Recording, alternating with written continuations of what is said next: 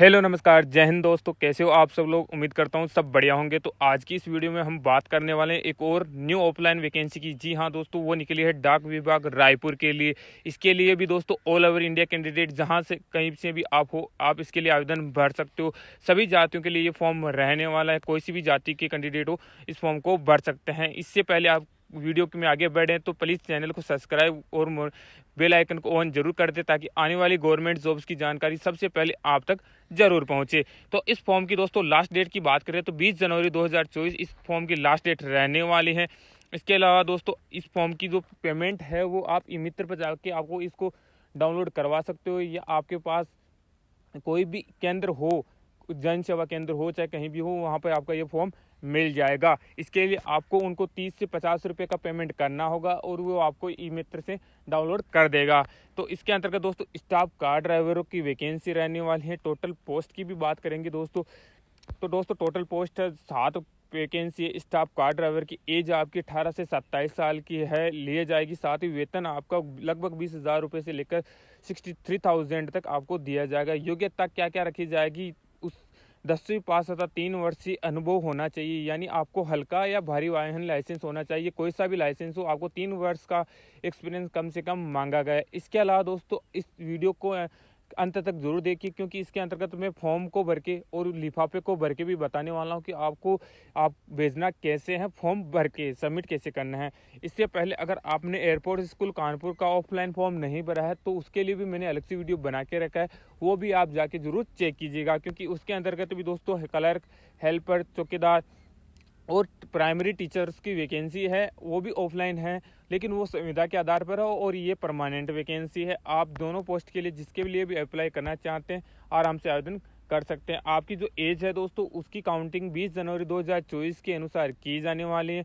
इसके अलावा आवेदन शुल्क जो 100 रुपये का है, इसके अंतर्गत बैंक ड्राफ्ट भी मांगा गया है। इसका जरूर ध्यान दीजिएगा। 100 रुपये का बैंक ड्राफ्ट कटवा के आप जो स्लिप होती है बैंक के थ्रू, वो स्लिप भी आप जो डॉक्यूमेंट मेंशन कर रहे हैं उसके अंतर्गत डालना है। अभी दोस्तों जो डॉक्यूमेंट कौन कौन से रहने वाले हैं वो बता देता हूँ।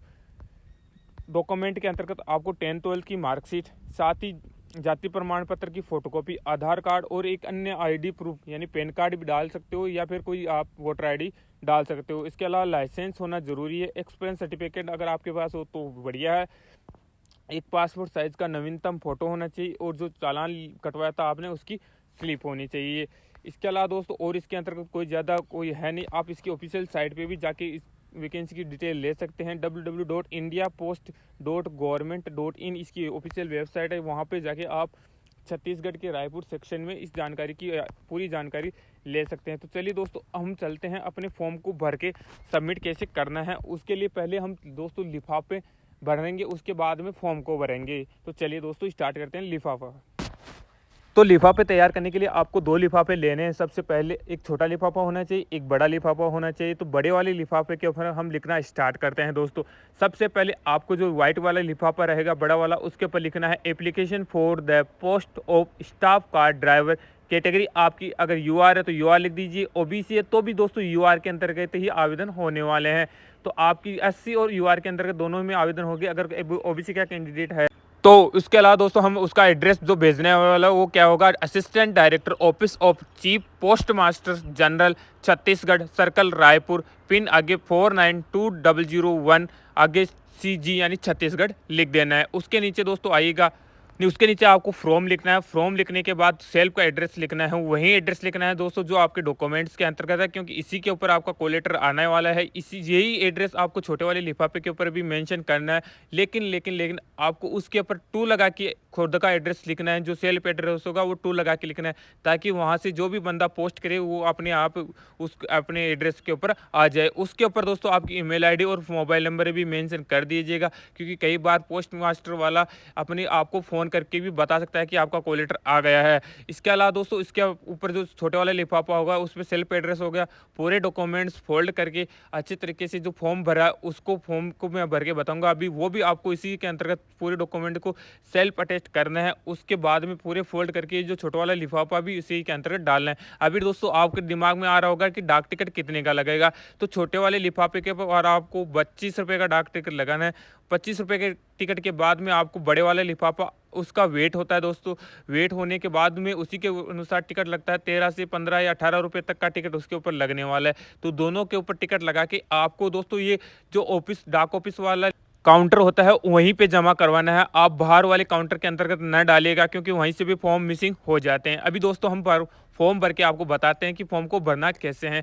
सबसे ऊपर आपको लिखना है मिलेगा form, application form for the recruitment of staff car driver in department of post Raipur Chhattisgarh. ये इतना आपको लिखना हुआ होगा। उसके दोस्तों राइट साइड के अंतर्गत आप लिखा हुआ पाओगे अपेक्स फोटो, तो वहाँ पे आपको फोटो चिपका देना है। उसके ऊपर सिग्नेचर आधा आपका फोटो के ऊपर और आधा नीचे होना चाहिए।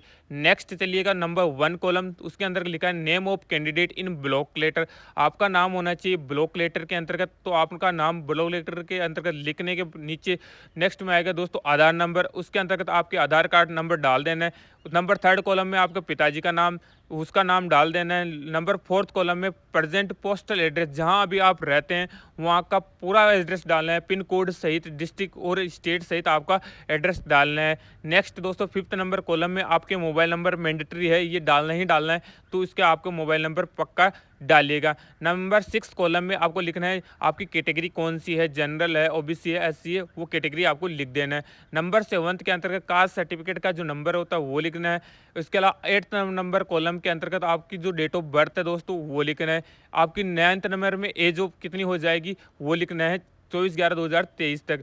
लेंथ ऑफ सर्विस, अगर आप एक सर्विस मैन हो तो टिक कर दीजिएगा, अगर नील कर दीजिएगा।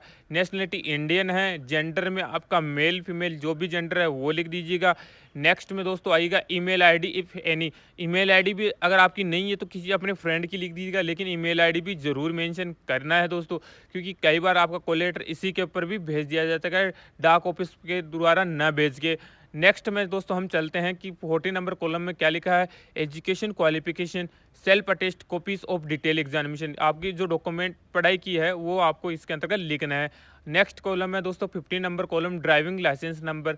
आपका जो ड्राइविंग लाइसेंस नंबर रहने वाला है वो इसके अंतर्गत मैंडेटरी लिखना ही लिखना है। उसके अलावा इसके अंतर्गत एक चीज़ और मांगी गई है कि आपके पास कौन सा लाइसेंस है, लाइट मोटर व्हीकल है या हेवी मोटर व्हीकल, वो भी इसके अंतर्गत जानकारी आपको देना है।